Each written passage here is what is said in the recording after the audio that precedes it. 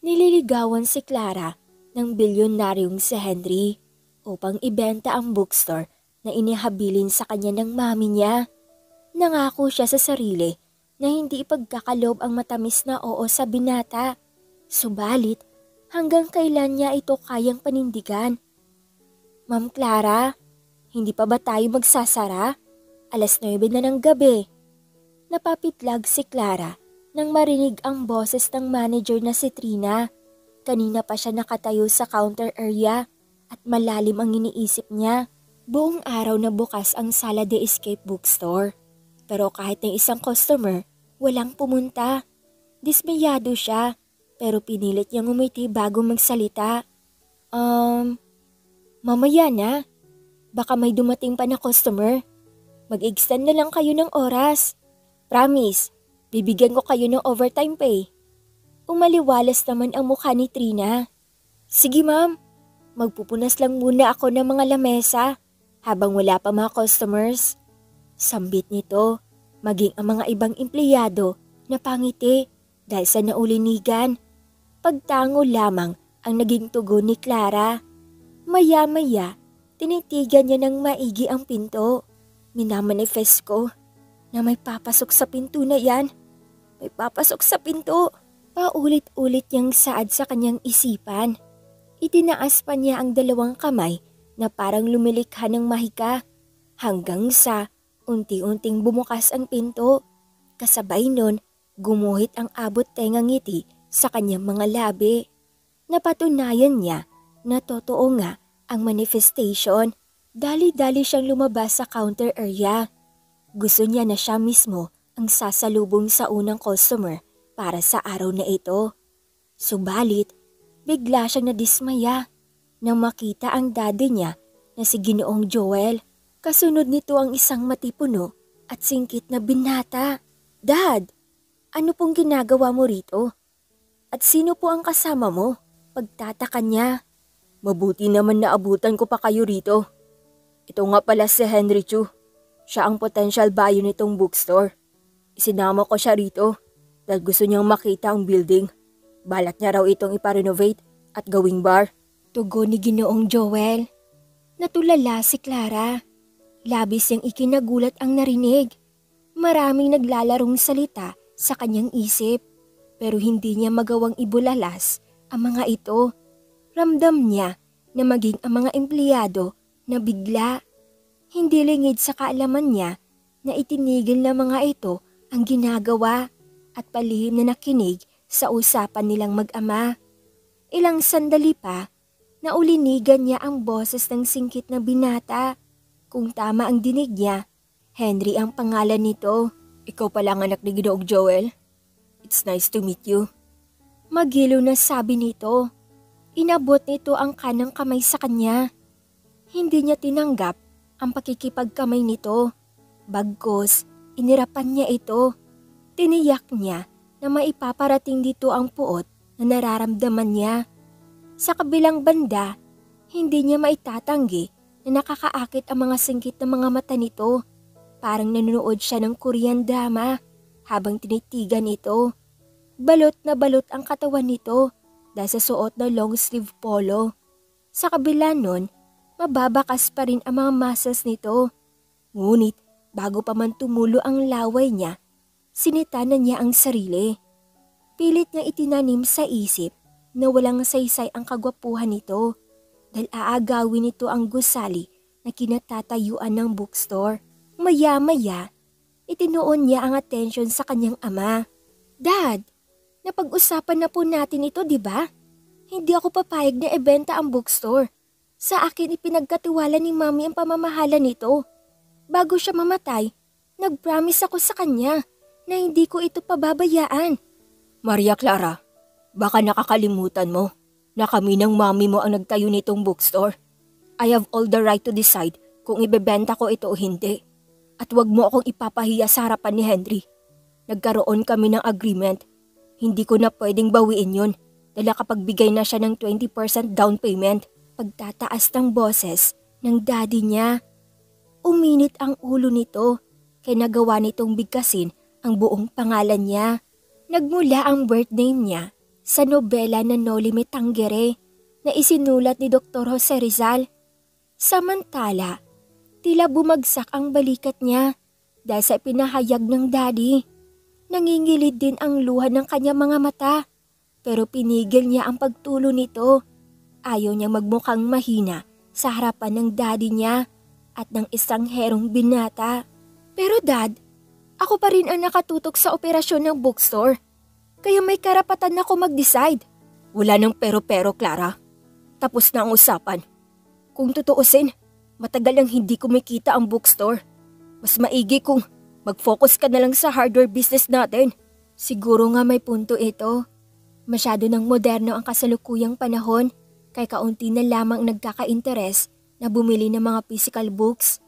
Mas tinatangkilik ng mga readers ang mga online reading platforms katulad ng electronic book, audiobook at marami pang iba. Subalit, tutol pa rin siya sa plano nito. Para sa kanya, hindi lamang negosyo ang bookstore dahil ito ang pinaka-importanting alaala na iniwan ng mami niya. Kahit anong mangyari, hindi niya ito hayaang mawala. Maya-maya, muli niyang narinig ang boses ng singkit ng binata. Nakatuon ang tingin nito sa daddy niya. Ginoong Joel, I think marami pa kayong dapat pag-usapan ng anak mo. Aalis muna ako para magkaroon kayo ng privacy. Tawagan mo na lang ako kapag nasettle na ang usapan na tungkol sa pagbebenta nitong bookstore. Walang emosyong saad nito. Sige Henry, mag-iingat ka. Ako na ang humihingi ng sorry dahil sa inaasal ng anak ko. Nahihiyang sambit ng daddy niya. Hindi umimik ang lalaki. Nagkunwari itong walang narinig at tuluyan ng umalis. Hinabol niya ito ng tingin. Kahit nakatalikod na ito, muli niya itong inirapan. Kumukulo talaga ang dugo niya rito. Kung i-describe niya, papasa itong male lead character sa fiction story. Pero sayang, dahil villain character ang role nito sa buhay niya. Bakit mo binastos ang bisita ko? Hindi naman kita pinalaking ganyan ah. Paano kung magbago ang isip niya dahil sa ginawa mo? Napapitlag si Clara nang marinig ang boses ng daddy niya. Agad niya itong binalingan. Napansin niya na nakalukot ang noo nito at halos magsalubong ang dalawang kilay. Subalit, hindi pa rin siya nagpatinag. Sana nga po magbago ang isip niya. Hindi ko ma-imagine na mula sa pagiging peaceful na bookstore, gagawin niya itong maingay at magulo na bar. Umiling ang kanyang ama. Napakatigas ng ulo mo, Maria Clara. Katulad ka talaga ng mami mo. Diba po? Palagi mong sinasabi na nagmana ako sa kanya. I'm just like mom. Iingatan ko itong bookstore. Gagawin ko po ang lahat para hindi matuloy ang pagbenta nito. Giit niya. Sa kabila na namumuong tensyon, naging magalang pa rin siya. Hinilot ng daddy niya ang sentido bago nagsalita. Iha, tatapatin na kita. Kahit anong gawin mo, hindi ka mananalo kay Henry Chu. His family is influential and he is among the youngest billionaires in this country. Nakukuha niya ang lahat ng gusto niya sa isang pitik lang ng daliri. At kaya niyang pabagsakin ang sinumang humarang sa kanya. Napalunok si Clara. Hindi niya akalain na makapangyarihan pala ang binatang sinungitan niya kanina. Walang binatbat ang pamilya niya dahil pipitsuging negosyante lamang sila. Sa kabila nun, hindi pa rin siya pinanghinaan ng loob. Dad, hindi po ako natatakot sa kanya. Eh ano naman po kung bilyonaryo siya? Hindi pa rin ako papayag na bilhin niya itong bookstore. Bahala ka. Gawin mo kung anong gusto mo. But I'm telling you, wala ka nang magagawa dahil buo na ang desisyon ko. Sambit ng daddy niya, sabay iling. Yun lamang at naglakad na ito palabas ng bookstore. Ni hindi man lang ito nagpaalam ng maayos sa kanya. Nang maiwan, nagpakawala siya ng buntong hininga. Hindi niya mapigilang maghinanakit sa daddy niya. Tila hindi man lang ito nagdadalawang isip na ipagbili ang bookstore. Palibhasa, madali itong nakapag-move on sa pagpanaw ng mami niya. Tanda pa niya, 18 years old lamang siya nung namatay ang mami niya dahil sa komplikasyon sa atay. Subalit, Ilang buwan pa lamang ang nakakalipas, nagpakasal na agad ang daddy niya sa ibang babae at bumuo ng bagong pamilya. Simula nun, nawala na siya ng puwang sa buhay nito, pero inuna niya pa rin ito. Sinubukan niya ring makisama sa stepmother niya. Unfortunately, madalas siyang pagalitan nito kahit wala siyang masamang ginagawa. Mas tumindi pa nung mga anak ito sa half-sister niya. Sa kabila nun, ipinagpatuloy niya ang buhay. Pagagaling sa universidad, dumidiretso siya sa bookstore upang tulungan ang mga empleyado sa pagtitinda. Sa murang edad, natuto siya kung paano ito pamahalaan. Na makagraduate, nakatanggap siya ng mga offers mula sa malalaking kumpanya, pero tinanggihan niya ang mga ito. Mas pinili niya ang bookstore dahil mahalaga ito para sa kanya at hanggang ngayon, determinado siyang pangalagaan ito. Habang nagmumuni-muni, hindi niya namalayan na tuluyan ng pumatak ang luha mula sa kanyang mga mata. Ngunit hindi ito ang oras para magdrama. Ginamit niya ang palad bilang pamunas sa kanyang mukha. Nang masigurado na maayos na ang sarili, pinalakpak niya ang mga kamay. Nilakasan niya yon upang mapukaw ang atensyon ng mga empleyado. "Everyone, mag-close na tayo. Baka bumalik pa si Daddy at yung kasama niyang asungot." Utos niya. "Opo, ma'am." Sabay-sabay na sagot ng mga empleyado. Dali-daling isinalansan ng mga ito ang mga lamesa at upuan. Maging siya tumulong sa pagliligpit. Pagkaraan ng ilang minuto, ikinandado na niya ang bookstore. Isa-isa ring nagpaalam ang mga empleyado. Pagngiti naman ang naging tugon niya sa mga ito. Maya-maya, sumakay siya sa kotse niya at maingat na nagmaneho. Bandang 11:00 ng gabi, na makarating siya sa tinutuluyang condo unit, mag-isa lamang siya nakatira rito. Naipundar niya ito nung malakas pa ang kita ng bookstore. Hindi na siya nakatiis sa malamig na pakikitungo ng stepmom niya, kaya nagsarili na lamang siya. Hindi rin naman siya kayang ipagtanggol ng daddy niya. Umupo siya sa kama. Mabigat pa rin ang loob niya dahil sa nangyari sa bookstore. Dumiretso na lamang siya sa banyo upang mag-shower. Nagbabakas sakali siyang gumaan ang pakiramdam kapag nalamigan ang katawan niya. Kinabukasan, habang nasa biyahe, naipit siya sa matinding traffic. Umiling siya, sabay dungaw sa bintana ng kotse. Napansin niya ang bagong tayo ng coffee shop sa kabilang kanto. Naisip niya, nahihigop muna siya ng mainit na kape bago pumunta sa bookstore. Maingat niyang ipinarada ang kanyang kotse. Pagkatapos, pumasok siya sa coffee shop at naghanap ng maupuan. Lumapit naman ang isang staff para asikasuhin siya. Umorder siya ng isang tasa ng cappuccino. Dinagdag niya rin ito ng cupcake. Sandali siyang naghintay hanggang sa dumating ang order niya. Nilanghap niya ang nakakagising na amoy ng kape, saka hinigop ito.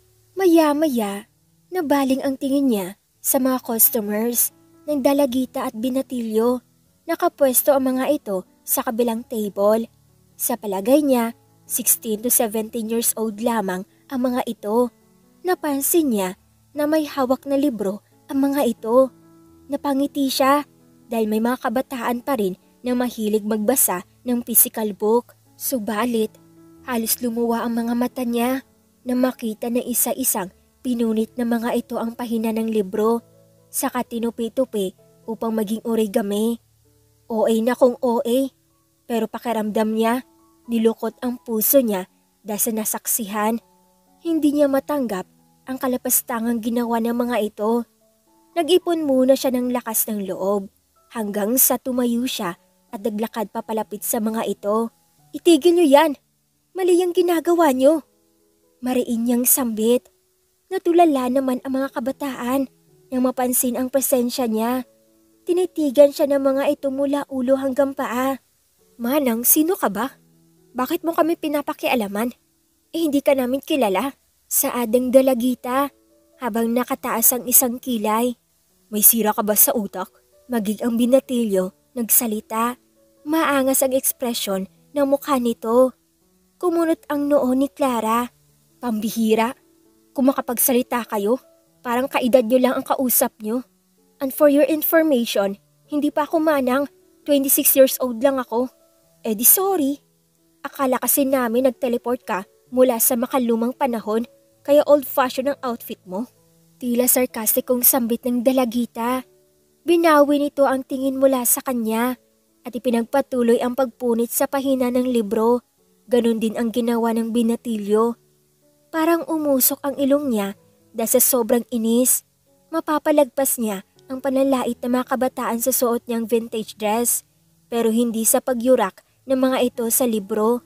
Uulitin ko. Itigil niyo yan. Hindi niyo man lang ba naisip kung gaano kahaba ang prosesong pinagdaanan ng librong yan bago maipublish? Tapos sisirain niyo lang? So what? Madali naman kami makakabili ng ganito sa online platform. Tsaka, hindi na relevant ang physical book. Sana nga mawala na talaga ito. Nagpapabigat lang ito sa bag namin. Saad ng dalagita. Tama, mas gusto ko ang electronic books. Pwede kami maka-access ng maraming books sa pamamagitan lang ng internet. Hindi rin kami nahihirapang magbitbit ng maraming libro. Pwede kami makapagbasa sa cellphone at laptop. Pagsang-ayon ng binatilyo. Pero hindi nyo man lang ba na-appreciate ang amoy ng libro na gawa sa papel? At isipin nyo, sa tuwing nagbabasa kayo, pwede nyong hawakan ang mga pahina at bulat-latin. Hindi lang mga mata ang connection nyo sa mga aklat, kundi pati ang mga kamay nyo. At saka, hindi maganda para sa kalusugan nyo ang madalas na pagsa-cellphone dahil na-expose kayo sa radiation. Giit niya, parang nanay siya na nangangaral sa binatilyo at dalagita. Tumahimik naman ang mga ito at tumingin sa kawalan. Tila malalim ang iniisip ng mga ito. Dahil doon, kumalma siya. Pakiwari niya, naintindihan ng mga ito ang punto niya. Subalit, biglang humalakhak ang mga ito sabay turo sa kanya. Baliw ka na yata. Mabuti pa, pumunta ka sa mental hospital. Doon ka na lang magkape. Panunuya ng dalagita. Hindi ako baliw. Gusto ko lang ipaintindi sa inyo ang importansya ng physical book, paliwanag ni Clara. Hindi niya napigilan ang pagtaas ng boses. Dahil doon, napukaw niya ang atensyon ng mga empleyado at ng mga iba pang customers. Maya-maya, nilapitan siya ng gwardya. Ma'am, itigil mo ang pangaharas sa kanila. Kung hindi, mapipilitan akong paalisin ka. Paninita nito. Itinama ni Clara ang tingin sa gwardya. Teka lang, hindi ko sila hinaharas. Pinagsasabihan ko sila na mali ang paninira ng libro. Maski na, hindi mo pa rin sila dapat iniistorbo. At saka, ano namang problema kung sirain nila ang libro? Tama naman sila. Wala nang silbi ang mga physical books. Sambit ng gwardya, sabay iling. Napabuntong hininga si Clara. Pakiwari niya, kanina pa nakikinig ang gwardya sa usapan niya at ng mga teenagers. Hindi niya nagustuhan ang panggagatong nito. Hindi totoo yan. Meron pa rin silbi ang mga physical books. Giit niya. Kung sa bagay, tama ka naman. Pwedeng gamiting papadingas ang page ng libro para mabilis makagawa ng apoy. Maliban doon, wala na. Tila sarkastikong sambit ng gwardya. Nagawa pa nitong ngumiti na nakakaloko. Napataas ang kilay ni Clara. Lalo siyang nainis dahil sa narinig. Bawiin mo ang sinabi mo. Bakit ko gagawin yun? Eh totoo naman ang sinabi ko. Mabuti pa, umalis ka na rito. Hindi namin kailangan ng customer na maluwag ang tornilyo sa utak. Pangiinsulto ng gwardya. Hindi ako aalis dahil customer ako rito. At saka, hindi ko pa nauubos yung in-order kong kape. Pagmamatigas ni Clara, katwiran niya, wala siyang ginagawang mali kaya hindi siya dapat ipagtabuyan. Kinusot ng gwardya ang mukha nito. Ay, inuubos mo talaga ang pasensya ko. Wala akong panahon para makipagdiskusyon sa'yo. Umalis ka na, saad nito. Walang pakundangan nitong hinablot ang kaliwang braso niya at hinila siya patungo sa exit area ng coffee shop. Aray! Please, bitiwan mo nga ako. Nasasaktan ako. Pakiusap niya. Bumangga ang mga tuhod niya sa kasalubong na lamesa at upuan. Labis yung ininda pero hindi man lang nagpakita ng simpatya ang gwardya. Mas lalo pa nitong hinigpitan ang pagkahawak sa braso niya at patuloy siyang kinaladkad. Muli siyang pinagtinginan ng mga ibang customers. Imbis na maawa, pinagtawanan lamang siya ng mga ito. Ang pinakamalakas na halakhak nagmula sa dalagita at binatilyo na sinita niya kanina. Bigla tuloy siyang nanliit sa kanyang sarili. Sa tanang buhay niya, ngayon lamang siya napahiya ng ganito. Bitiwan mo siya. You have no right to touch her. Natigilan ang lahat ng tao sa coffee shop dahil sa lalaking nagsalita. Maliban kay Clara, lumingon-lingon siya sa paligid upang hanapin ang pinagmulan ng boses hanggang sa nakita niya ang binata na kasama ng daddy niya kagabi. Nakasandal ito sa dingding habang nakasuksok ang isang kamay sa bulsa ng pantalon nito. Hindi niya mawari kung saan ito nanggaling. Bigla na lamang itong sumulpot. Kung tama ang pagkakatanda niya, Henry Chu ang pangalan nito. Ngunit nagtataka siya kung bakit ipinagtatanggol siya nito at bakit ganun na lamang ito makapagmando sa gwardya. Sir Henry, kailangan ko siyang paalasin dahil nanggugulo siya rito. Katwiran ng gwardya. Marahang hinakbang ni Henry ang mga paa na makalapit. Tumitig ito ng masama sa gwardya. Kahit ano pang dahilan mo, hindi pa rin tama na kaladkarin mo ang isang babae, lalo na ang girlfriend ko. Napanganga si Clara dahil sa narinig. Hindi niya maatim na ipinagkilala siyang nobya ng binata. Gusto niyang magprotesta pero hindi siya makahanap ng tiyempo. Samantala, umurong ang pagiging maangas ng gwardya at pinagpawisan ito ng malamig. Tama ba ang narinig ko? Sir Henry, girlfriend mo siya? Bingi ka ba? Kailangan ko ba bang ulitin ang sinabi ko? Bitiwan mo siya.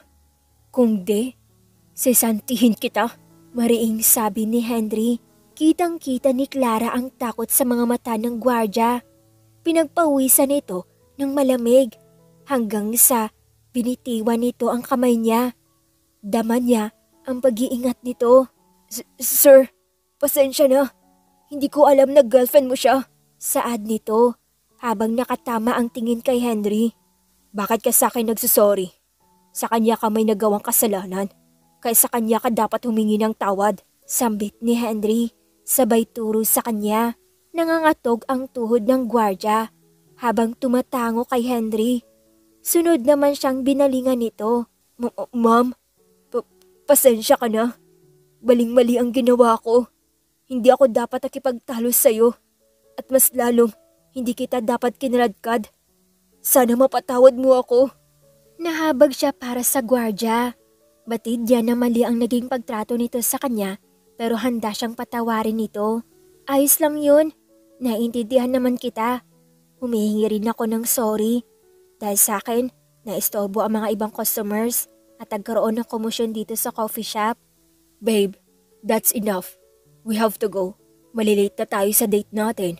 Natigilan siya nang marinig ang boses ni Henry. Nainis siya dahil tinawag siya nitong babe. Pinalingan niya ito at pinandilatan ng mga mata. Gusto niya itong kasiguhin pero naramdaman niya ang init ng braso nito sa balikat niya. Inakay siya nito palabas sa coffee shop. Parang nakuryente siya nang magdikit sa matikas nitong katawan.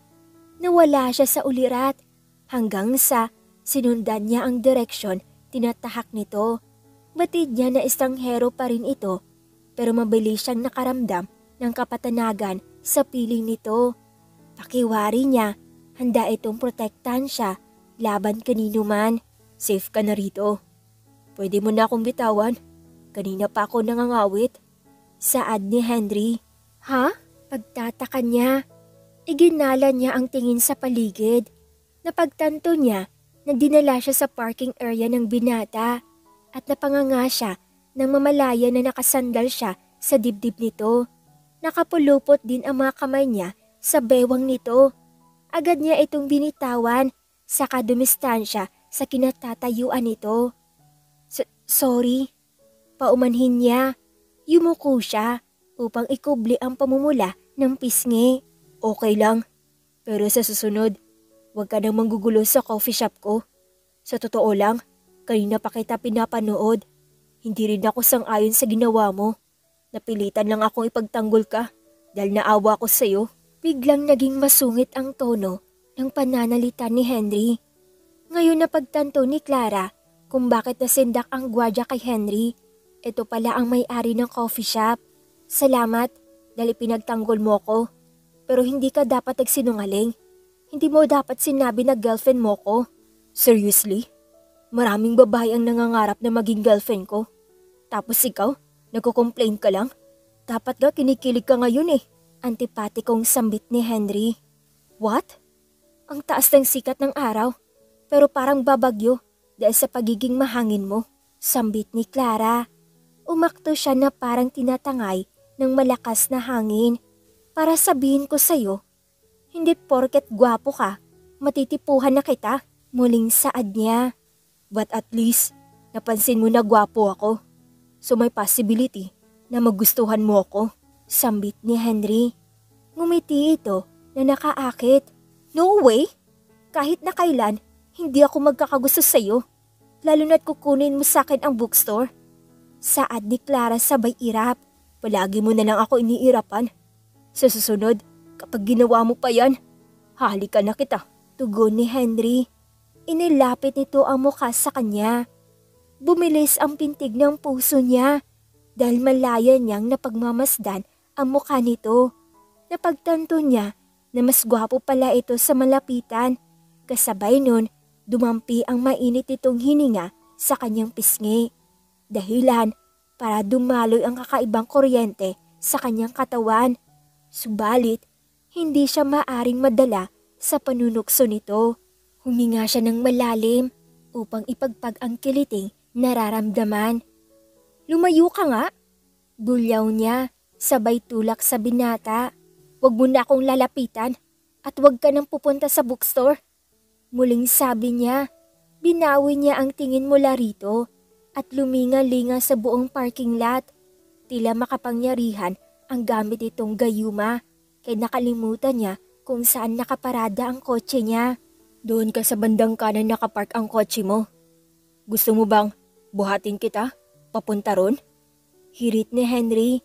Napansin nito na hinahanap niya ang kotse niya. Napaisip siya kung paano nito nalaman kung saan nakaparada ang kotse niya. Pero binaliwala na lamang niya yon. Wag na, kaya ko ang sarili ko. Anyway, thank you. Sambit niya. Kahit nagpapasalamat, ginawa pa rin niyang mataray ang tono ng pananalita. Pagkatapos, tinalikuran na niya ang lalaki.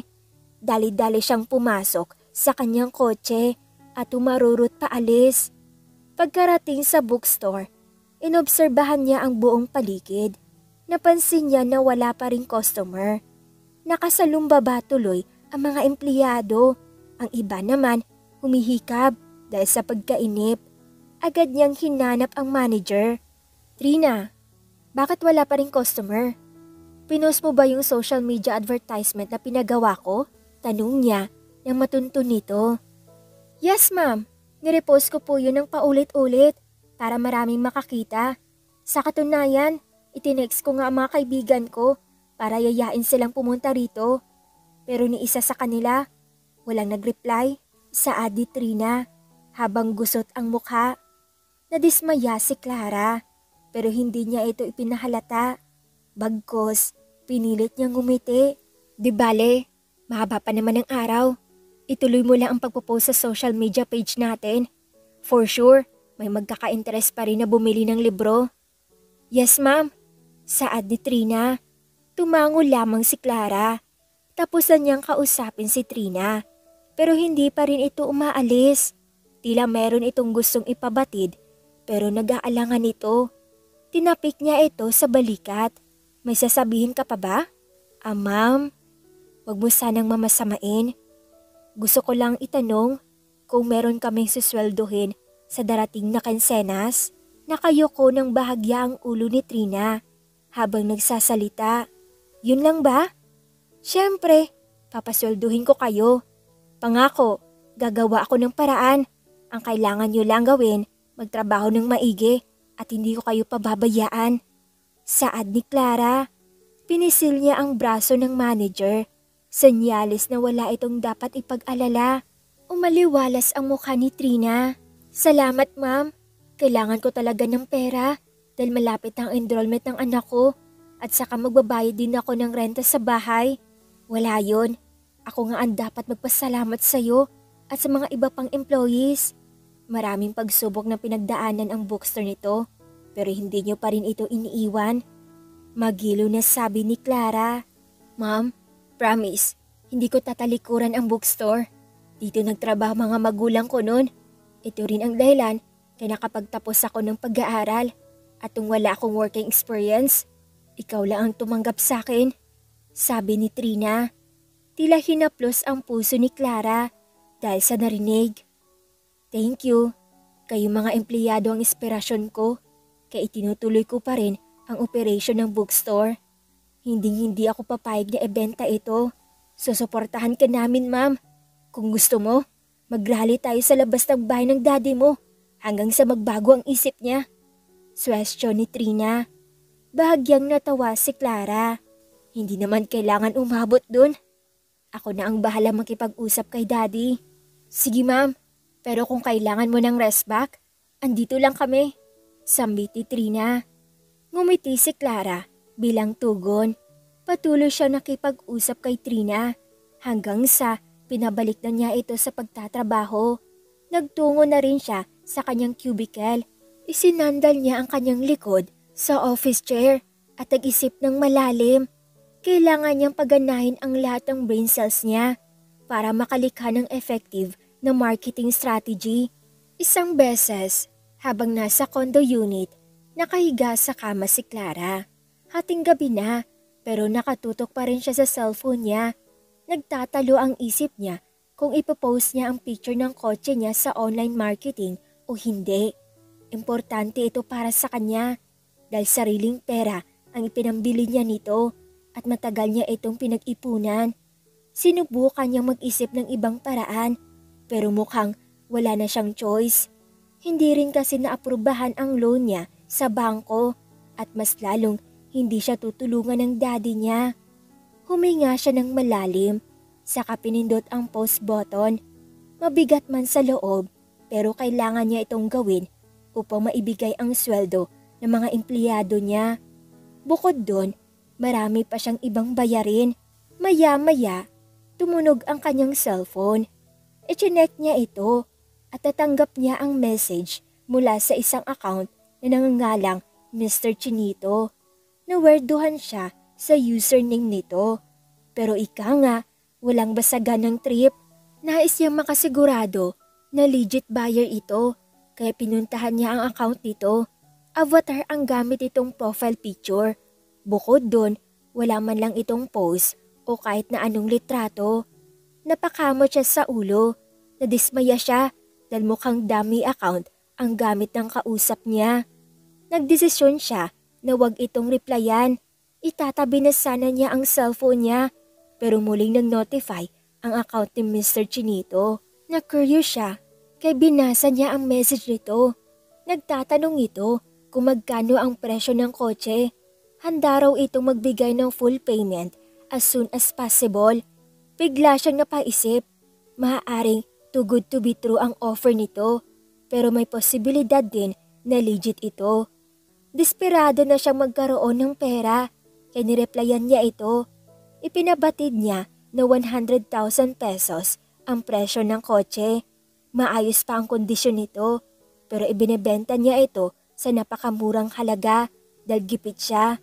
Ipinaalam niya na makikipag-meet up siya sa labas ng mall sa araw ng linggo. Pinili niya talaga ang lugar ng maraming tao. Nais niyang matyak ang kaligtasan niya lalo na't mag-isa lamang siyang pupunta. Saglit pa siyang nakipag-chat dito hanggang sa nakasundo niya ito. Maya-maya, dinalaw na siya ng antok. Inoff niya ang cellphone niya at ipinikit ang mga mata. Dumaan ang ilang araw hanggang sa sumapit na ang linggo. Maaga siyang dumating sa labas ng mall. Matyaga siyang naghintay hanggang sa lumipas ang 1 oras. Subalit, hindi pa rin dumarating ang kausap niyang buyer. Kinalikot niya ang cellphone niya. I-message niya ito pero hindi siya nakatanggap ng reply. Tila bumagsak ang balikat niya. Mukhang tama ang hinala niya na pinagtitripan lamang siya nito. Wala talaga itong interes na bilhin ang kotse. Sira ulo yun ah. Sinayang lang ang oras ko. Kinausap niya ang hangin upang ilabas ang inis na nararamdaman. Ilang sandali pa, nagpasya na siyang umalis. Tutal, wala naman pala siyang hinihintay. Bubuksan na sana niya ang pinto ng kotse pero natigilan siya dahil narinig niya ang isang pamilyar na boses. I'm sorry, dahil late na ako. Nanggaling pa kasi ako sa meeting. Dali-dali siyang lumingon upang tignan kung sino ang dumating. Natulala siya nang tumambad sa kanyang harapan ang binatang kinaiinisan niya. Walang iba kundi si Henry. Anong ginagawa mo rito? Sinusundan mo ba ako?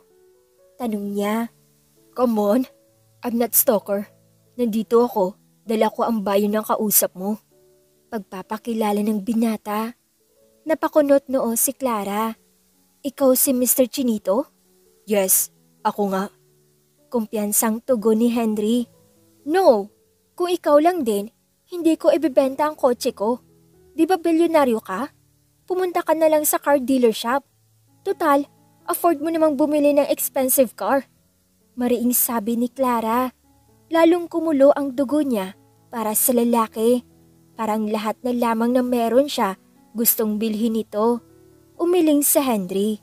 Ay, bakit ipinost mo ang picture ng kotse mo sa online market kung hindi mo naman pala ibibenta? Akala ko ba kailangan mo ng pera sa lalong madaling panahon? Ang labo mo namang kausap. Biglang napaisip si Clara. Naalala niya ang kanyang mga empleyado. Parang pamilya ang turing niya sa mga ito, kaya hindi niya maaring biguin ang mga ito. Huminga muna siya ng malalim bago nagsalita. I'm sorry, magulo lang ang isip ko kanina, kaya nasabi ko ang mga yun. Pero sigurado na ako na ibibenta ko ang kotse. Kumpleto ito sa mga documents. Pwede mong i-check para makasigurado ka. Sambit niya, sabay inabot kay Henry ang hawak na envelope. Tinanggap iyon ni Henry. Tumango-tango ito habang binubulat-lat ang mga papeles. Mukha namang legit ang mga ito, pero gusto ko munang i-check ang makina ng kotse. Naka-full tank ba ito? Sabi nito sabay turo sa kotse. Oo, matipid na sagot ni Clara. Nagkunwaring walang narinig si Henry. Inukutan nito ang kotse upang i-check kung may gasgas o yupi ito. Sunod ditong binuksan ang pinto at umupo sa driver's seat. Maya-maya, dumungaw ito sa bintana. Hindi ka pa ba sasakay? Ha? Bakit naman ako sasakay?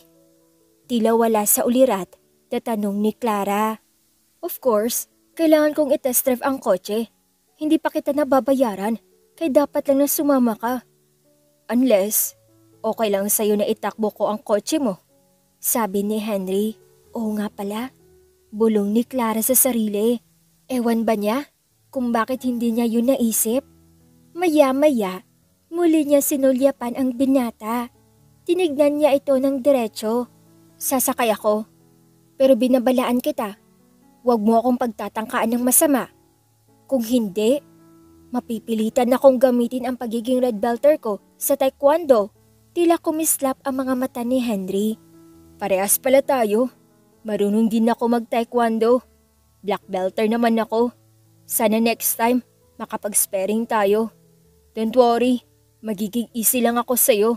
Tuturuan din kita ng mga techniques para tumaas ang rank mo. Pero sa ngayon, i-check ko muna kung totoong maayos ang kondisyon ng coaching to. Saad nito, sabay hawak sa manibela. Napahiya si Clara. Ang akala niya, masisindak niya si Henry. Pero nagkamali siya. Binuksan na lamang niya ang kabilang pinto ng kotse at pumwesto sa passenger seat. Nagsuot din siya ng seatbelt. Maya-maya, naramdaman niya ang pag-andar ng kotse. Sa tansya niya, lumipas ng mahigit 1 oras pero hindi pa rin tumitigil sa pagmamaneho si Henry. Malayo-layo na rin ang daang tinatahak nito. Namuo ang kaba sa kanyang dibdib. Baka dalhin siya nito sa liblib na lugar.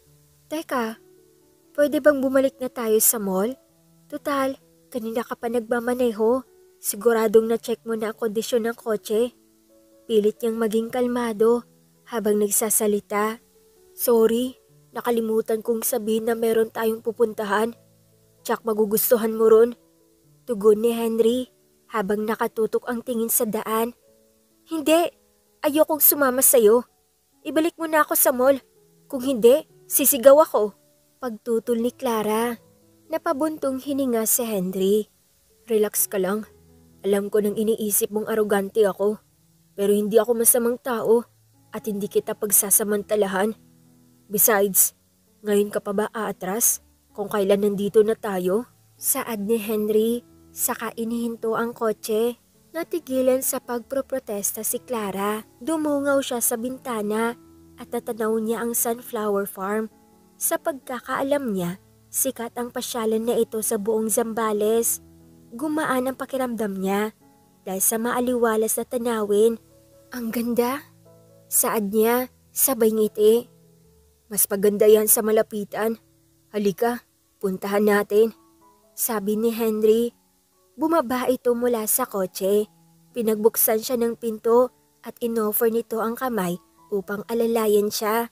Imbis na matuwa, kumunot ang noo niya. Humarang kasi ito sa magandang view. Nagpunta lang tayo rito. Naging gentleman ka na. Salamat na lang. Pero hindi mo kailangan ipagbukas ng pinto. I can take care of myself. Hindi niya tinanggap ang kamay nito at mag-isa siyang bumaba mula sa kotse. Napakamot sa ulo si Henry.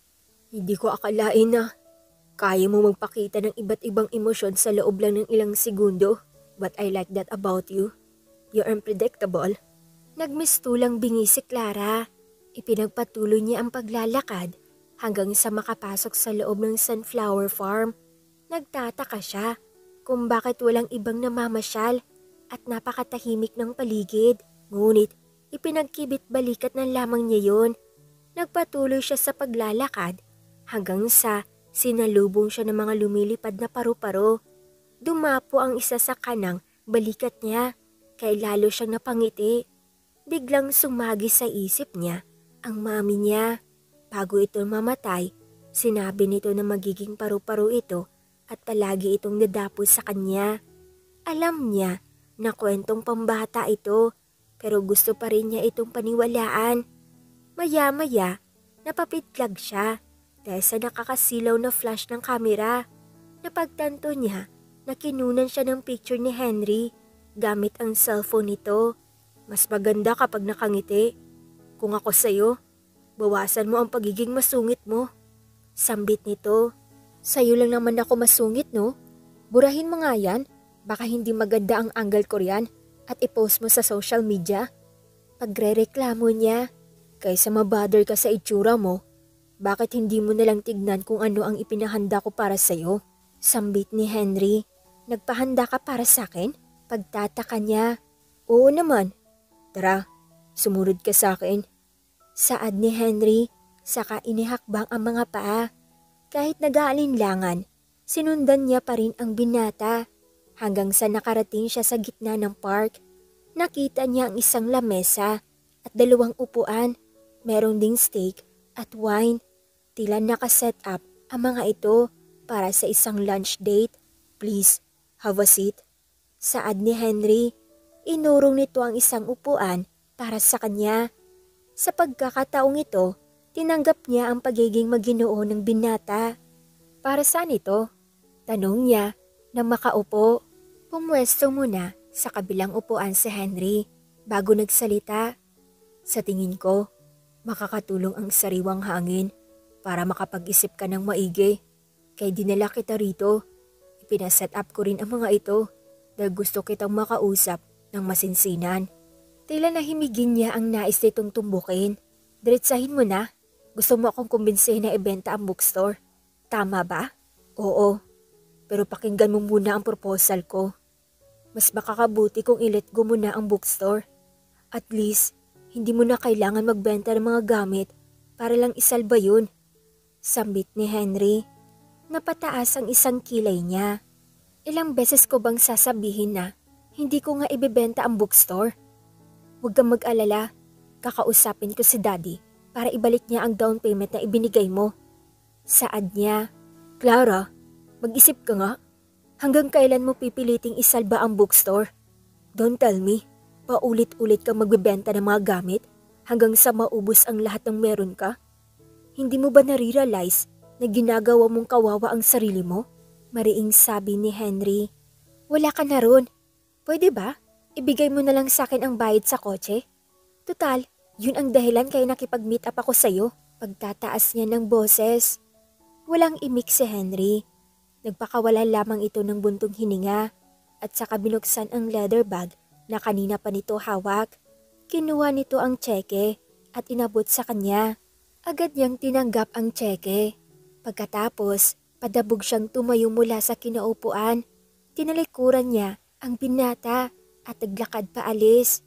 Ngunit ilang hakbang pa lamang ang nagagawa. Muli niyang narinig ang boses nito. Sandali, alam mo ba? Ayoko nagpe-place ng tao para lang makabili ng property. Pero para sa'yo, gagawin ko. Kahit ilang beses ka pang magpakipot, hindi ako susuko.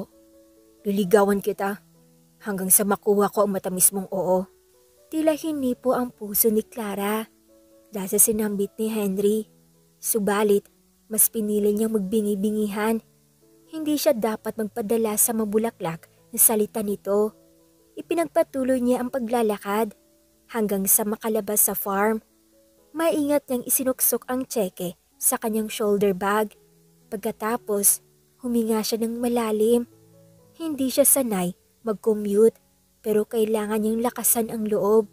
Mabuti na lamang marami siyang nakasalubong sa paglalakad. Nagbabaka sakali siyang magtanong kung saan ang paradahan ng taxi. Mababait naman ang mga ito at tinuro ang hinahanap niya. Nagpasalamat siya sa mga ito at tinahak ang kalsada. Nang makarating sa paradahan, sumakay siya sa taxi at nagpahatid patungo sa kanyang condo unit. Mahaba pa ang araw pero ang dami na nangyari kaya mabilis na naubos ang energy niya. Ipapaubaya muna niya ang pamamahala ng bookstore sa mga empleyado at bukas na lamang siya magpupunta sa bangko para ipakash ang tseke. Dumaan ang mga araw. Sa kabila ng pagtutol niya, kinukulit pa rin siya ni Henry na pumayag sa nais nito. Blinak niya ang account nito para hindi na siya makatanggap ng mensahe o tawag mula rito. Pinilinan niya rin ang guard na huwag itong papasukin kapag dumating ito sa bookstore. Maging ang tawag ng daddy niya, hindi niya sinasagot. Iniiwasan kasi makipagtalo rito. Isang gabi, nasa bookstore si Clara. Tulala siya habang nakaupo sa kanyang kubikel. Parang dumaan lamang sa palad niya ang perang pinagbintahan ng kotse. Namumblema ulit siya kung paano babayaran ang mga bills niya. Pero bahala na, dediskarte na lamang ulit siya. Maya-maya, tumayo siya at naglakad-lakad. Napansin niya na wala sa kanya-kanyang pwesto ang mga empleyado. Nagtataka siya kung naasan ang mga ito kaya muli siya nag-ikot-ikot hanggang sa nakita niya mga ito na nagkukumpulan sa tabi ng printing machine. Bilisan niyo, baka mahuli tayo ni Ma'am Clara. Hindi niya ito pwedeng makita. Naulinigan niya ang ibinulong ni Trina. Kaya nagtaka siya. Ano yung hindi ko pwedeng makita? Tanong niya. Isa-isang lumingon ang mga empleyado sa kinatatayuan niya. Namutla mga ito na masilayan siya. Wala po ito ma'am, sambit ni Trina. Saka inilagay sa likod nito ang hawak na papel. Ganon din ang ginawa ng mga ibang empleyado. Hindi naman siya mapalagay. Malakas ang kutob niya na may itinatago ang mga ito. Si Trina ang kanang kamay niya, kinilapitan niya ito.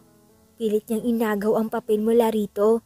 Nagbatigas ito pero tinitigan niya ito ng seryoso. Napayo ko ito hanggang sa kusa nitong ibinigay ang hawak na papel. Dali-dali niyang tinanggap ang papel. Nalukot ito kaya inayos niya ito. Nanlambot ang mga tuhod niya na mapagtanto na resume pala ito. Isa-isa niyang tinitigan ang mga empleyado. Tama ba ang pagkakaintindi ko? Nagpaplano kayong mag-apply ng ibang trabaho? Ma'am, pasensya ka na. Dito pa kami nagprint ang resume.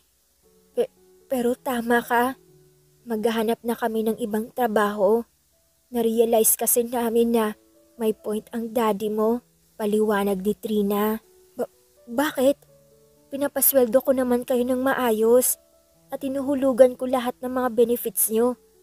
Diba, nangako tayo sa isa't isa na sama-sama nating ibabangon ang bookstore? Paghihinakit niya. Pero ma'am, hindi naman masama kung magbabago ang pananaw namin. May kasabihan nga, the only constant in the world is change. Katwiran ni Trina. Ma'am, nagpapasalamat kami sa lahat ng mga naitulong mo sa amin. Pero gusto namin magkaroon ng improvement ang career namin. At hindi namin yun mararanasan dito. Sabat ng inventory officer na si Ron.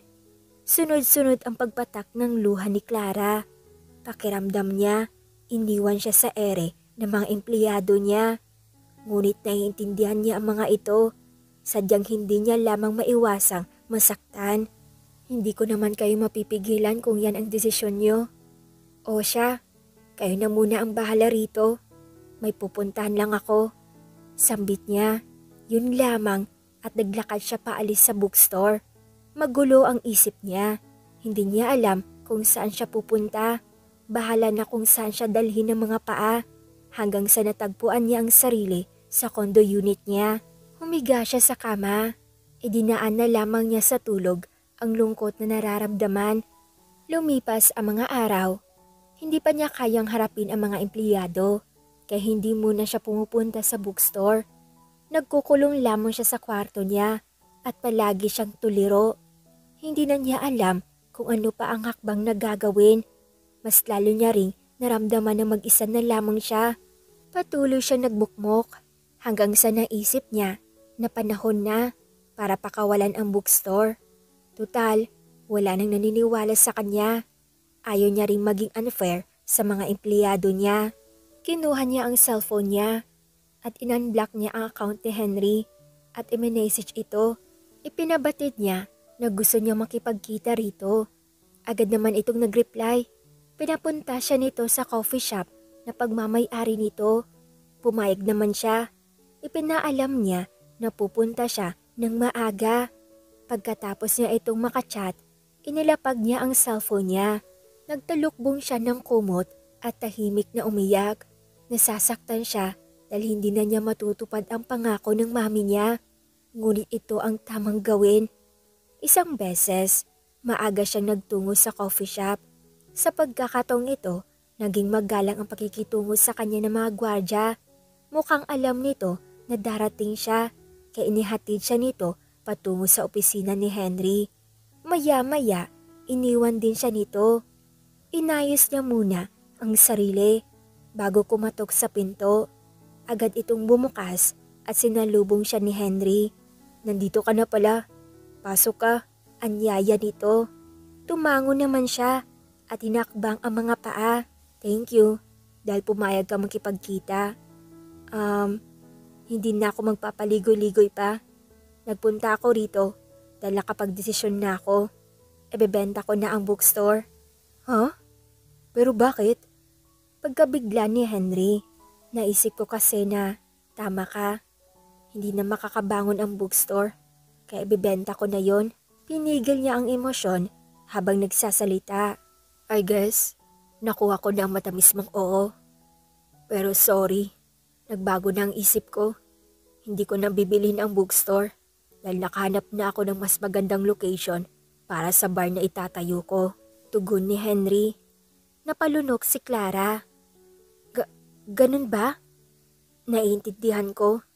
Masyado akong nagmatigas kaya hindi ka nakapaghintay. Pasensya na sa istorbo. Alis na ako, sambit ni Clara. Akmang tatalikod na siya, pero pinigilan siya ni Henry. Alis ka na agad? Pero hindi pa ako tapos magsalita. Hindi ko nabibilhin ang bookstore dahil gusto kong magkaroon ng partnership sa'yo. Saan nito?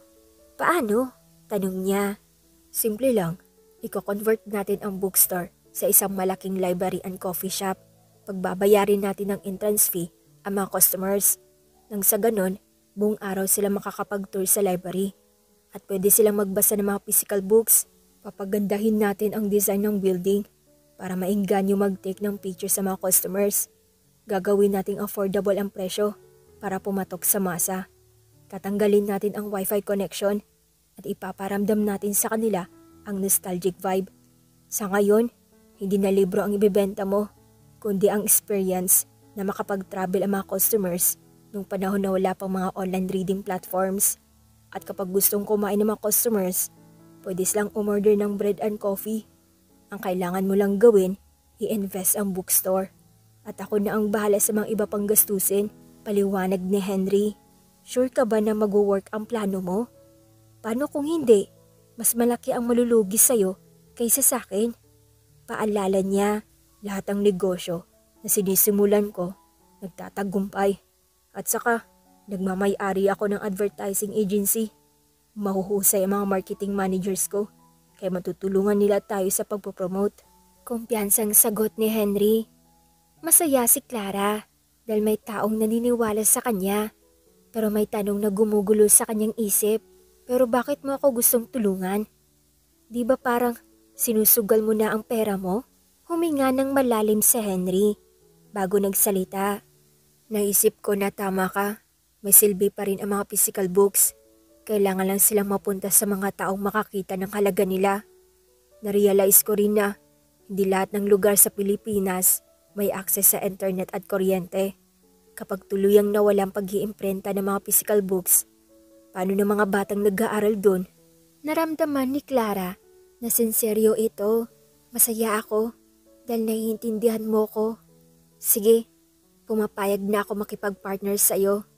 Magtutulungan tayo para mapalago ang negosyo natin. Napangiti si Henry. Iniabot nito ang isang kamay sa kanya. Deal? Deal. Magilo niyang sagot. Tinanggap niya ang pakikipagkamay ng binata. Patuloy niya itong kinausap tungkol sa simulang negosyo. Nagbahagi rin siya ng mga ideya upang mas lalo itong mapaganda. Pagkalipas ng ilang sandali, nagpaalam na siya rito. Excited kasi siyang pumunta sa bookstore. Pagkarating niya, tinipon niya ang mga empleyado sa function room. Ipinaalam niya sa mga ito ang malaking pagbabago ng magaganap. Inilatag niya rin ang plano na makipag-partner kay Henry. Tiniyak niya sa mga ito na magiging matagumpay ang sinimulang negosyo. Dahil doon, nabuhayan ng loob ang mga ito hanggang sa nagdesisyon ang mga ito na hindi na mag-resign at sasamahan siya sa pagbabagong kahaharapin niya.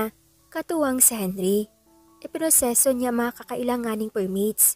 Nang maiayos ang lahat, sinimulan na ang renovation ng building. Pagkaraan ng ilang buwan, natapos na ito at tinawag niya itong Sala de Escape Library and Coffee Shop. Nang binuksan ito sa publiko, dinumog ito ng mga customers. Meron pang ang dumadayo ng mga tiga-ibang lugar para ma-experience ang nostalgic vibe na hatid nito. Malaki ang pasasalamat niya kay Henry. Ito ang naging tulay para maibangon niya ang naluging negosyo at ang pinaka-importante sa lahat, natupad niya ang pangako sa mami niya. Dahil doon, naging magilid na ang pakikitungo niya sa binata. Ngunit may pagkakataon na sinusungitan niya pa rin ito, lalo na kapag tinutukso siya nito gamit ang nakakaakit itong tingin. Ayaw niyang mahulog ang loob para sa binata. Nais niyang manatilihing profesional ang relasyon dito. Isang gabi, tapos na ang operating hours ng Sala de Escape Library and Coffee Shop, kaya nag-uwian na ang mga empleyado. Pero nagpaiwan siya dahil marami pa siyang aasikasuhin. Habang nakapwesto sa kanyang kubikel, pinipirmahan niya ang napakaraming dokumento. Uminom na lamang siya ng kape upang labanan ang antok. Maya-maya, nakarinig siya ng kaluskos at yapak ng mga paa. Nakaramdam siya ng matinding kaba. Naisip niya na may nagtatakang manloob sa gusali. Tumayo siya mula sa kinaupuan at dahan-dahang naglakad. Habang nakayuko, sinisipat niya kung may tao sa paligid. Patuloy siya nagmasid hanggang sa lumakas ang yabag na naririnig niya. Matindi ang kutob niya na malapit lamang sa kinatatayuan niya ang magnanakaw. Kaya ipinorman niya ang mga kamao. Handa siyang lumaban upang ipagtanggol ang sarili. Dumaan pa ang ilang minuto hanggang sa naramdaman niya na may tumapik sa likod niya. Batid niya na ito ang magnanakaw. Buong tapang niya itong hinarap at pinagdapuan niya na ito ng malakas na suntok. Subalit, mabilis itong nakailag. Okay ka lang? Bakit mo sinusuntok ang hangin? Bigla siyang natigilan. Napagtanto niya na hindi magnanakaw ang dumating, kundi si Henry. Agad niyang ibinaba ang mga kamao. Sorry, napraning ako eh. Akala ko kasi may nakapasok na magnanakaw. Paliwanag niya. Bakit kasi nandito ka pa? Kung hindi ko pa tinawagan si Trina, hindi ko malalaman na mag-isa ka lang dito. Nag-alala ako, kaya pinuntahan na kita. Sambit ni Henry. Kaya kong protektahan ang sarili ko. Hindi ka na dapat nagpunta rito. Alam kong busy ka dahil marami kang inaasikaso na negosyo. Ako na ang bahala rito. Mag-i-email na lang ako sa'yo para malaman mo kung magkano ang expenses at sales natin. Sabi niya, pero gusto pa rin kitang puntahan. Giit ni Henry. Bakit? Para asarin na naman ako. Pabalang na sagot niya. Maya-maya, napansin niya ang mga bitbit ng binata. Teka, bakit may dalang bouquet at chocolates? Tanong niya. Para sa'yo mga ito, Clara. Sana magustuhan mo. Mahinahong sambit ni Henry. Dumukwat siya upang tanggapin ang bouquet at chocolates. Thank you. Pero bakit mo ako binibigyan ng mga ganito? Anong okasyon? Pagtataka niya. Ang dami mo namang tanong. Kung ikaw kaya ang tanungin ko, sa tingin mo, bakit ako nag-i-exert ng effort para suportahan ka sa lahat ng gusto mo? Kahit hektik ang schedule ko, gumagawa ako ng paraan para puntahan ka. Come on, Clara. Hindi pa ba obvious na gusto kitang ligawan? Pagtatapat ni Henry, napanganga siya. Parang kinikiliti ang tenga niya dahil sa ipinahayag ng binata. Subalit, nilabanan niya ang kilig na nararamdaman. Ang corny ng joke mo ha? Imposibleng magkagusto ka sa simpleng babae na tulad ko. Maraming mas maganda at mas sexy dyan sa paligid-ligid. Siguradong pinagtitripan mo na lang ako. Giit niya, sabay irap. Imbis na madismaya, ngumisi si Henry. Inilapit ito ang mukha sa kanya at tinitigan ang pamumula niyang labi. Gusto niya itong ipagtulakan pero hindi sumusunod ang katawan niya sa utos ng kanyang isip. Diba? Sinabi ko sa'yo na kapag inirapan mo ulit ako, halikan kita. Sambit nito gamit ang mapang-akit na boses. Nanatili pa rin siya sa malaistatwang posisyon habang patuloy na inilapit ng binata ang mukha nito hanggang sa 1 pulgada na lamang ang layo ng labi nito mula sa kanya. Naramdaman niya rin ang paglapat ng kamay nito sa kanyang bewang. Lalong kumabog ang dibdib niya. Tuluyan na siyang natangay sa mapanuksong titig nito.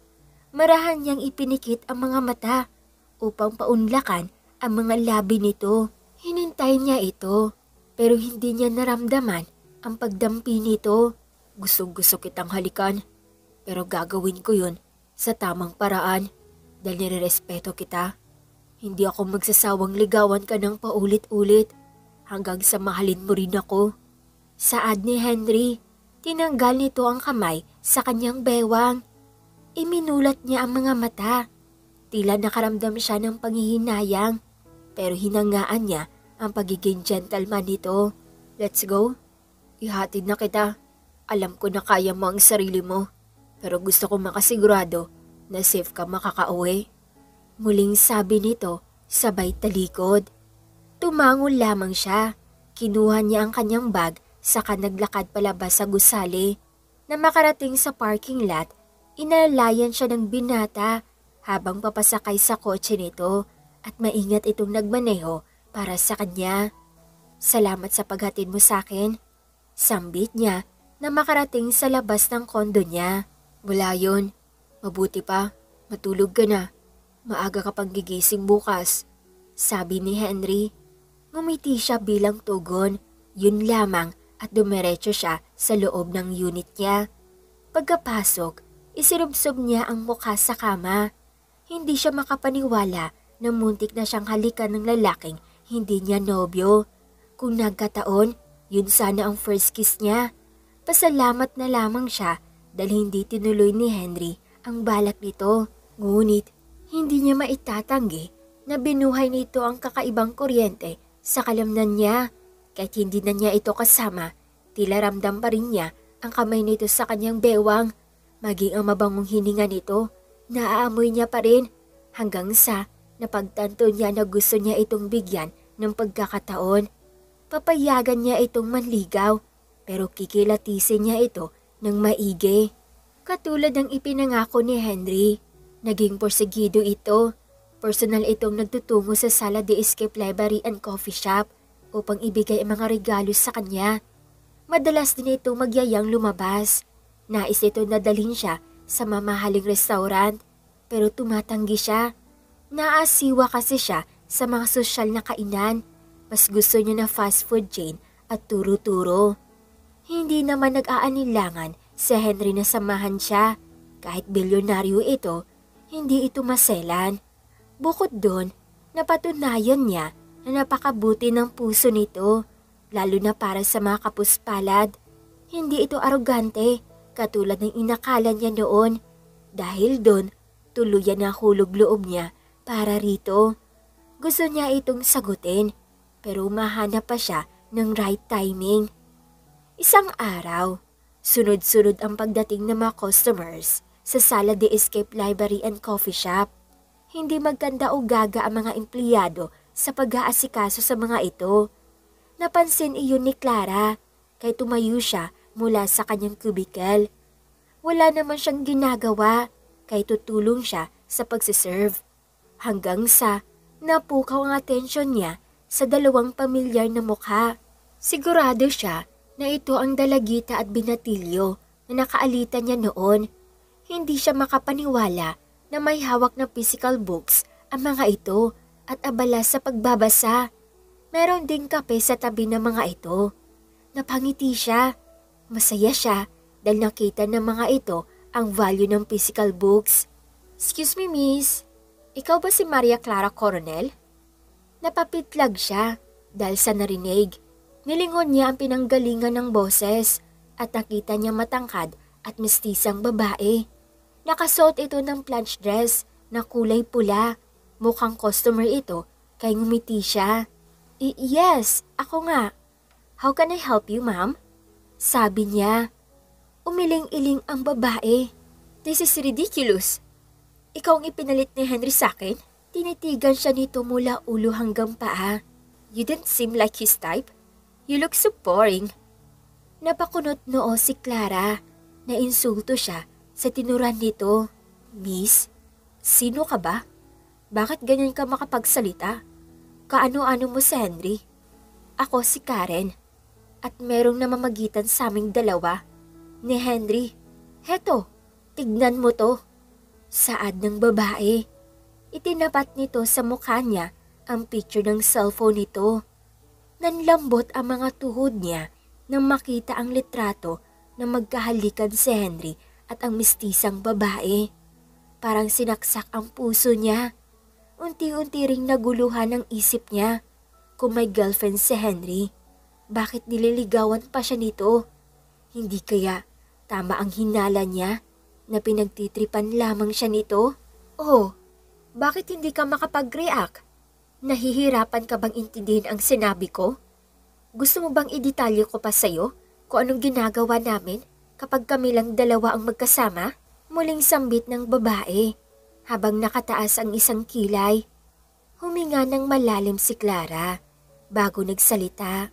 Tama na. Wala akong pakialam kung anong meron sa inyong dalawa. Lilinawin ko lang, wala kaming relasyon ni Henry. Mag-business partner lang kami. Mabuti pa, umalis ka na. Huwag mo kong istorbohin dahil marami pa akong aaskasuhin. Mariing sabi niya. Fine, aalis ako. Pero hindi pa tayo tapos. Kapag nilanding mo ulit si Henry, kakalbuhin kita. Pagbabanta ng babae. Padabog itong naglakad palabas. Wala na ang babae sa harapan ni Clara. Pero mabigat pa rin ang loob niya. Gusto niyang ikubli ang lungkot sa kanyang mukha kaya nagkulong siya sa CR. Inuuntog-untog niya ang kanyang ulo sa pinto. Naiinis siya sa sarili. Dalagpauto siya kay Henry. Hindi dapat nahulog ang loob niya rito. Subalit, huli na dahil nasasaktan na siya. Hindi niya rin napigilan ang pagpatak ng luha mula sa kanyang mga mata. Saglit pa siyang nanatili sa loob ng CR hanggang sa inayos niya ang kanyang postura. Huminga siya ng malalim. Binuksan niya ang pinto at taas noong naglakad palabas. Muli siyang nakihalubilo sa mga customers. Hindi niya ipinahalata sa mga ito na broken-hearted siya. Pagsapit ng gabi, pumwesto siya sa kanyang lamesa. Tumunog ang cellphone niya kaya chinek niya ito. Si Henry ang tumatawag. Hindi pa siya handang kausapin ito kaya pinatay niya ang cellphone at bumalik sa pagtatrabaho. Kinabukasan, napagpasyahan niyang dumalo sa sementeryo. Nakaupo siya sa tabi ng puntod ng mami niya habang lumuluha. Batid niya na hindi niya ito makakausap pero gusto pa rin niyang isumbong dito ang bigating nararamdaman. Akala niya nakatagpo na siya ng tunay na pag-ibig sa katauhan ni Henry. Pero nabigo siya. Nandito ka lang pala. Kanina pa kita hinahanap.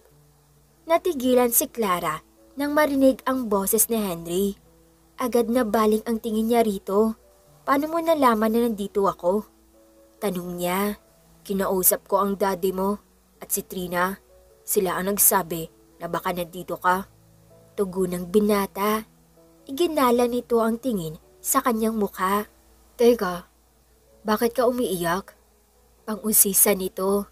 It's none of your business. Umalis ka na nga. Gusto ko mapag-isa. Masungit na sabi ni Clara. Sabay punas ng kanyang luha. Hindi ka naman maiiwang mag-isa rito. Marami kang makakasama na multo. Sabi ni Henry. Nagawa pa nitong magbiro. Mas gusto ko pang makasama ang mga multo kaysa ang manloloko na tulad mo. Giit ni Clara. Napakunot noo si Henry. Ako? Manloloko? Kailan kita niloko? Nagmamangmaangan ka pa? Alam ko na ang tungkol kay Karen. Pinuntahan niya ako kahapon. Ipinagtapat niya na may namamagitan sa inyo. Mariing sabi ni Clara. Hinilot ni Henry ang sentido. I'm sorry. Hindi ko akalain na guguluhin ka niya. Natatarantang saad dito. So, girlfriend mo nga siya. Niloko mo lang ako. Pagmamaktol ni Clara. Nataranta si Henry. Let me explain. Hindi ko siya girlfriend. Sa katunayan, we're friends with benefits. Siya mismo ang may gusto ng ganong setup. At pumayag naman ako. Pero nakilala kita. Narealize ko na gusto ko na makipag-commit sa isang serious relationship. Believe me, bago pa kita niligawan, tinapos ko na ang ugnayan namin. Ginawa kong tama ang lahat dahil gusto kong maging karapat-dapat para sa'yo. Sabi nito habang nangungusap ang mga mata.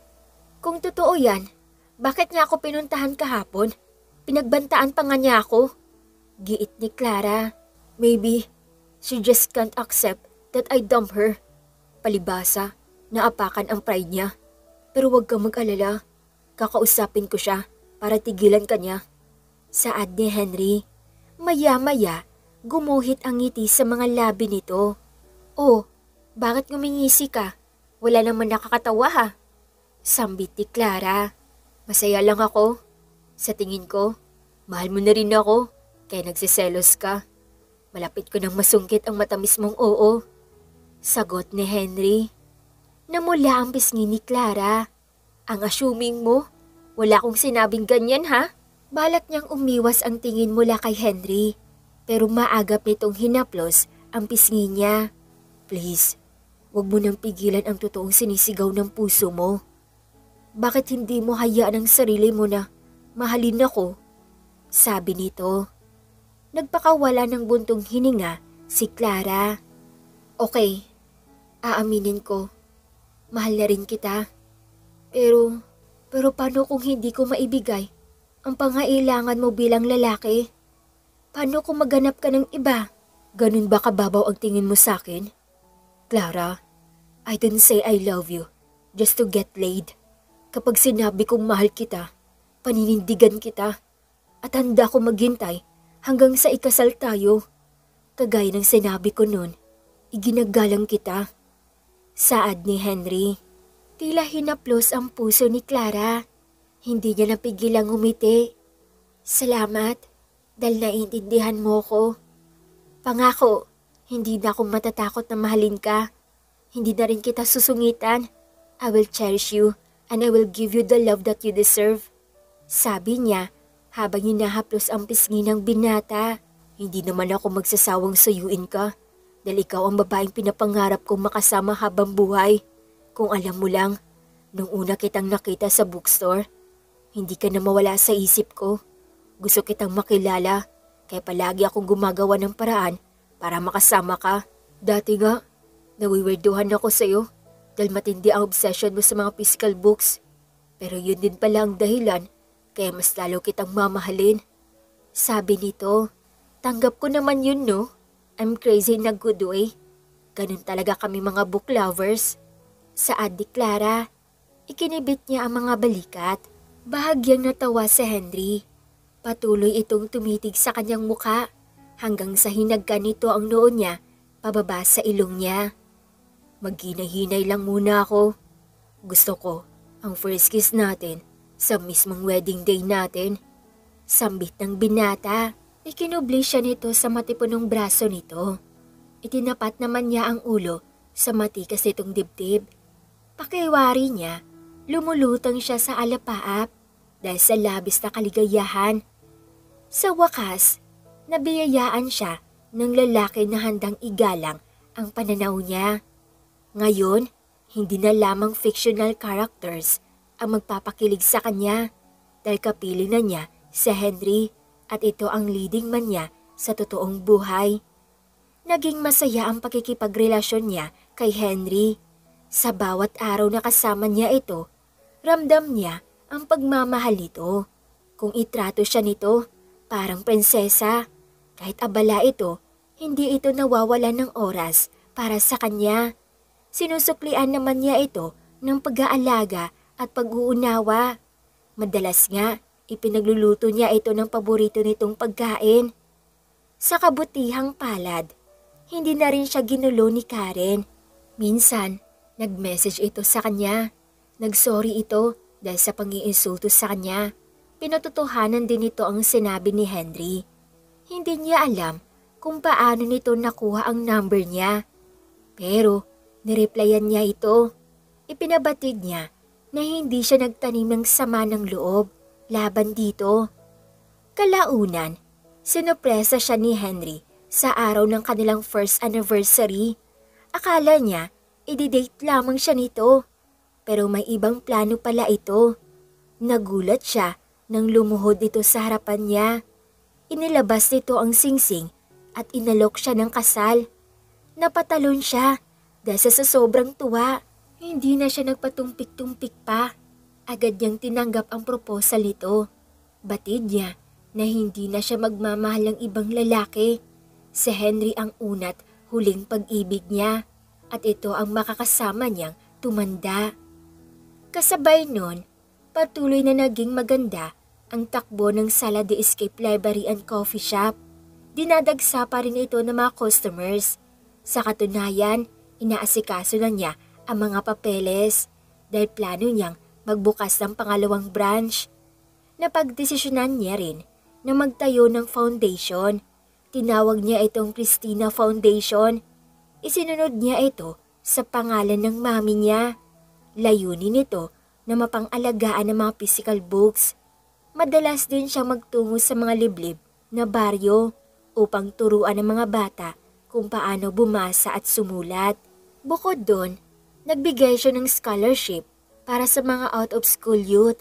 Suportado naman ni Henry ang hadikain niya. Sa katunayan, katuwang niya ito sa pangangalap ng pondo upang mas marami pang matulungan ang foundation. Unti-unti ring naging maayos ang relasyon niya sa daddy niya. Humingi ito ng paumanhin dahil sa mga naging pagkukulang nito. Buong puso naman niya itong pinatawad, maging ang kanyang stepmom at half-sister. Nagkasundo na niya.